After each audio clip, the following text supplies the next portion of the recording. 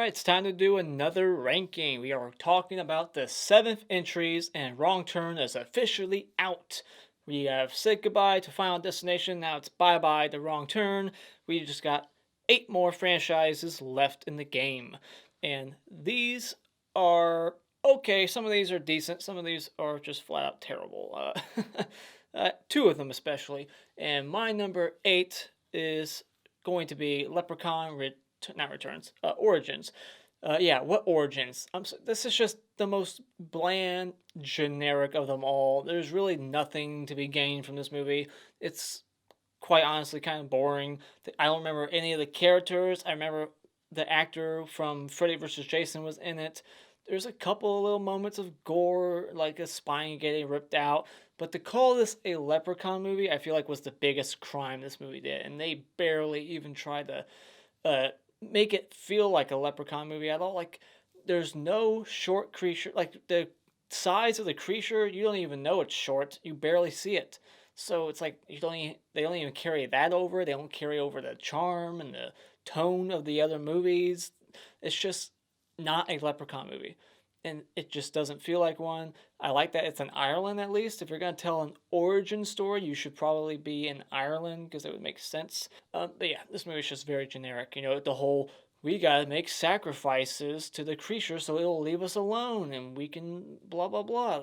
Okay, whatever. Been there, done that. It's just generic and honestly ugly looking too. I don't like the look of this movie, so fuck, I will never watch it again. Leprechaun Origins is not my number 8. My number 7 will be Hellraiser Deader. This barely tries to connect itself to like the timeline of the first four. There's one character in here who is supposed to be related to Merchant or Merchant or whatever from part 4. And once again, it's a script that was not a Hellraiser script, and you can tell when you watch it. The main girl in this movie, Kari Warder, how you say her name, she's good. She does a pretty good job being scared and being this detective journalist trying to figure out what's going on. And she bumps into this cult. And Pinhead's in this movie for like 2 minutes at the very end, and then like one scene here, and that's it. And there's hardly any Pinhead. I do remember this one has like the most nudity out of the whole franchise. So you got that. You got chicks making out with each other in like a subway train. There's a couple of eerie scenes, like one involving a corpse in the bathroom that looked kind of scary. One scene that's kind of memorable is her with a knife in her back and she can't reach it. So yeah, just stuff like that. But overall, not a good Hellraiser movie at all, and it just kind of dull, not really quite memorable at all. So yeah, skip this one. This is where things get a little controversial depending on who you are and what side of the fence you're on, and that is Halloween H2O. This is a movie that, as I've gotten older, it just kind of falls lower and lower on my list. It's one of the Halloween movies I saw the least growing up too, but I appreciated it more then, I can tell you that. And I never even noticed the mask debacle, like, never. As a kid, I just wasn't paying that much attention, I guess. Or maybe I did, and I forgot that I noticed, but as an adult, going back, I'm like, how did I not notice if I didn't? There is like 4 masks in this movie, and it is just so glaring every time I watch it. I can't get past it. I fucking can't stand it. And all 4 of them are not good. The only decent one is in the opening. It's the closest to like Halloween 6. The score is not a Halloween score. They try to like make it feel like this big budget theatrical, like, you know, orchestra sound, and it just doesn't feel Halloween. Speaking of not feeling Halloween, the aesthetics, the atmosphere, her being in California, Jamie Lee Curtis bringing it back, ignoring 4 through 6. I don't like that. I'm a continuity guy. So saying fuck you to 4 through 6 makes me want to say fuck you. No, fuck you, H2O. They could have easily tied it to 4 through 6. Just like throw a line of dialogue here or there to explain that she just abandoned Jamie. Yes, it would kind of tarnish her character, make you not like her. Like, how could you abandon such a adorable girl? But they could have done something to link it to those somehow. But they didn't. They said, fuck those, we're going to ignore them and make this horrible, not horrible because there's worse films than this, but just not a good Halloween movie. The only thing I like about it, because I don't want to be like a negative Nancy this whole time, the things I do like about this movie is Jamie Lee Curtis. She does a good job. There's some continuity with like the scar on her arm. I like her love interest in this movie. I like it makes sense. Her mental instability. She's just a drunk. She's getting like a glass of Chardonnay and like another one without finishing the other. Like it makes sense that she's a drunk. It makes sense that she went to California, but I still don't like the movie. I like her little moment at the end where she grabs the axe. She's like, Michael, all that, but fuck the rest. I just do not like. So yeah, moving on to my number 6 is, and my 6 and 5 can go back and forth. Hell, even like 4 through 6 are kind of tied. So because they all got their things I like and things I dislike, but on an even scale. So it's kind of hard to rank these, but I'll say my number 6 is Friday the 13th, Part 7, The New Blood.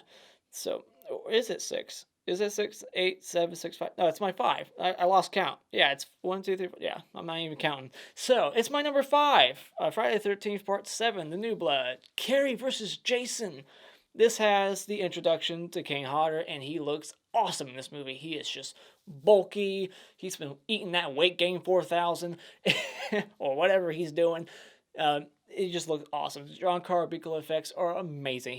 This is one of the best looks of Jason, and I will be doing a ranking the Jason looks after I'm done with my review series that I'm starting tomorrow. Tomorrow. That's right. And I'm going to be watching Friday the 13th right after this recording, as a matter of fact, and I'm so excited to start that franchise. But Part 7, lots of bad things about it too. Little nitpicks I could say, but I'll save it for my review. But the most stock of characters, like the most cannon fodder, like you don't even remember any of their names. Like you can watch this movie 1,000 times and you're like, what's that name? What's the name of that person? Like you just know Tina, like the main girl, and like Dr. Cruz because he's such a fucking asshole.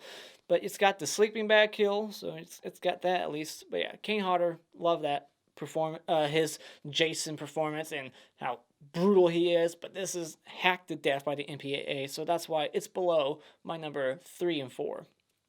So number 4 will be Texas Chainsaw 3D. Welcome to Texas, motherfucker. It has like a Halloween Resurrection-esque line in it. It's like the Busta Rhymes. Happy fucking Halloween, Michael.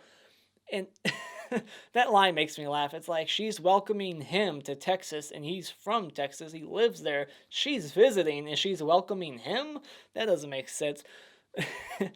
This movie is just at least gory. It's got some gore. It's one of the goriest installments.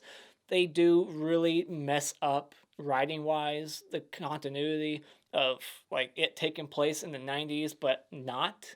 Like, I don't get that at all. Someone explain that to me. Obviously, it's studio meddling. The writer wrote a script that took place like 20 years later, or 18, or however old this character's supposed to be. But then they make it 2012, and they even have like a tombstone that says 2012, and then there's a cop with an iPhone just so he could FaceTime someone. It's like, that's not necessary. That's not an essential scene. There's no reason to make it present day. It's stupid. You just tarnished your film.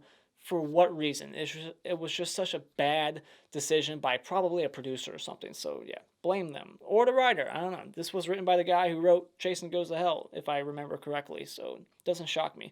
But I'm not crazy about this Leatherface. I like that he stitches the mask on his face, like through his mouth. I thought that was a neat addition. It was just cool. It's like, oh shit. You don't see that too often in a slasher movie where they actually glue the freaking, like, lay the rest where they glue the mask onto their face. This guy's stitching it to his face. But yeah, the characters, man, some corny lines, some bad CGI here and there, but overall enjoyable. If you can get past that stupid timeline mess up, you can enjoy it somewhat. It's like a guilty pleasure type of movie. Now my number 3, if I'm not messing up the number again. Yeah, it's number 3. I didn't lose count this time. Number 3 is Cult of Chucky. Now, getting into the things I like very quickly, I love the opening.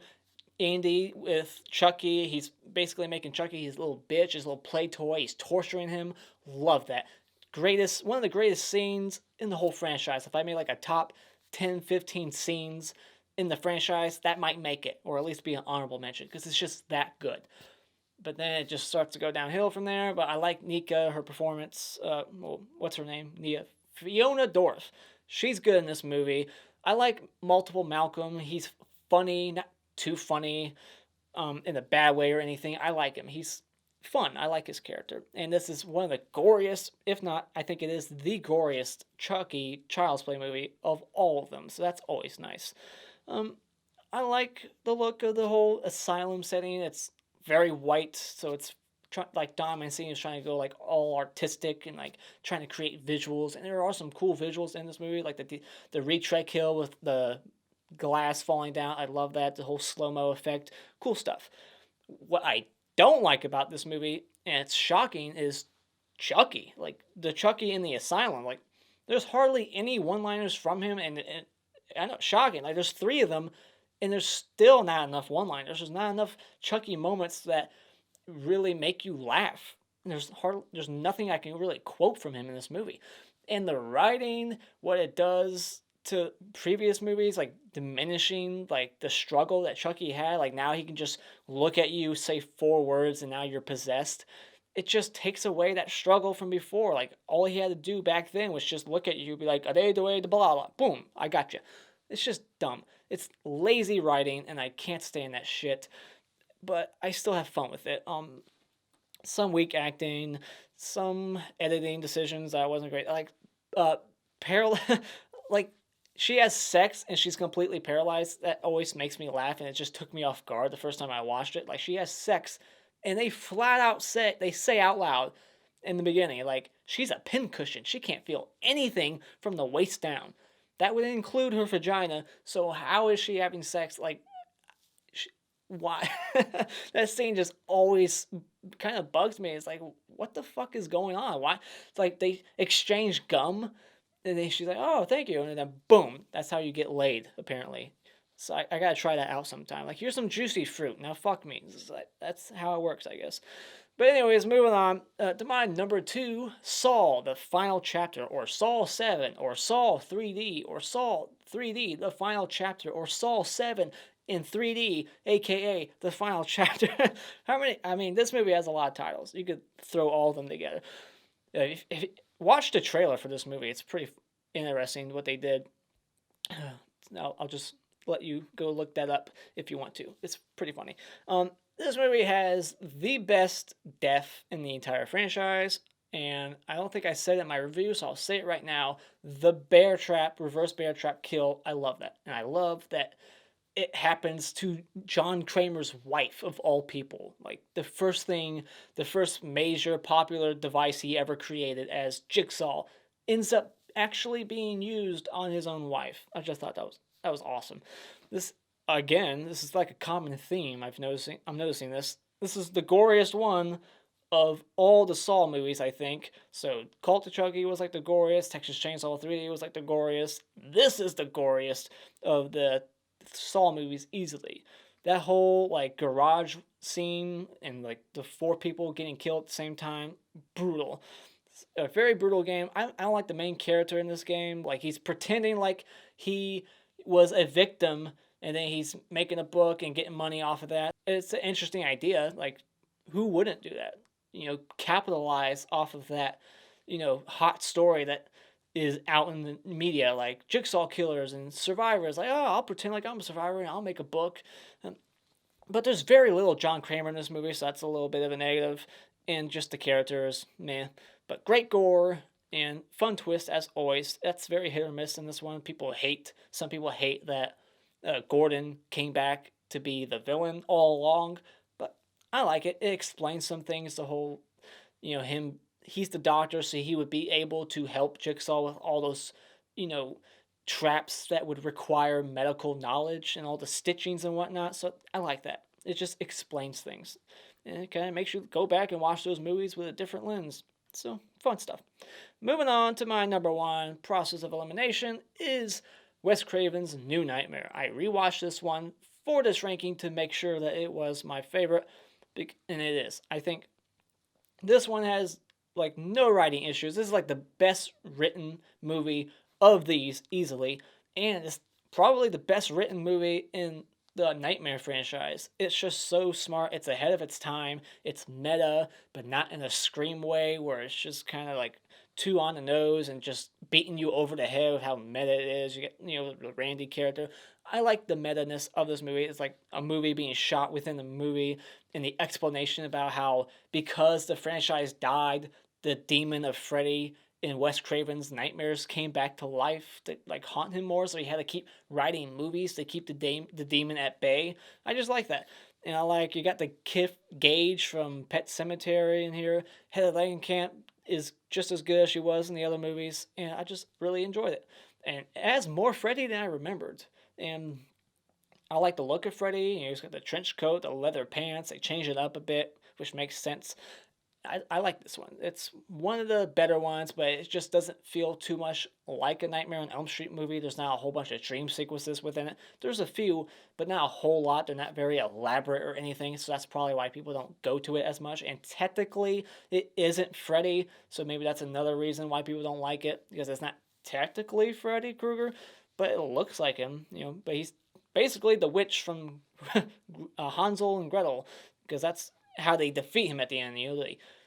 She follows the breadcrumbs to his lair, and then she kicks him into the oven, and they kill him. And I don't get that. Like, he's a demon from hell, and you kill him by lighting him on fire? Shouldn't he be used to fire? I mean, he's a demon from hell, but whatever. Fun movie. I enjoyed it. So that is my number one. What is your ranking of these movies from worst to best? What is your favorite? Please do not lie to me and say Origins is your number one just to get a reaction out of me. I will not like your comment. But yeah, thank you so much for joining me tonight. If you like what you've seen here, you can hit this like button, share all your friends, and become a Patreon for as little as $1 a month to request movie reviews. And you can become a subscriber today just by clicking on my cartoon face in about 5 seconds. And until next time, auf Wiedersehen.